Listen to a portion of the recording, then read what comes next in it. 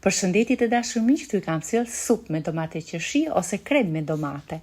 Sot mbasi erdha nga puna, thash po përgatis të supë të ftoftë me që është shumë vap. E shoqërua me supën me djathë të butë robiola, mund ta shoqëroni me brusketa, me bukë të thekur të lyer me hudhër.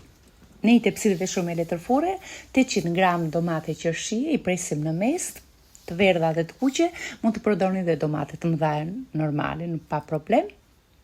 I edhim pak krip sipër, pak piper, ndërkohë pak borzilok nga balkoni, kërcjellin ja hedhim brenda domateve, ja 2-3 thelpin hudhra, gjethet e borzilokut i lëm minjan për më vonë, ja hedhim në fund supës, fusim në furrë me 200 gradë për 35-20 minuta, ky është rezultati, i lëm që të ftofen.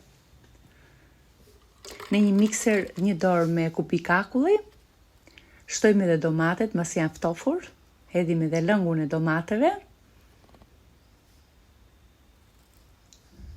1 dorë me borzilok të freskët, edhe pak vaj ulliri. Mbasi kemi bluajtur, e provojmë dhe për krip, kjo është konsistenca, hedhim në për tasa, provojni këtë recetë dhe nuk do zhgënjeni.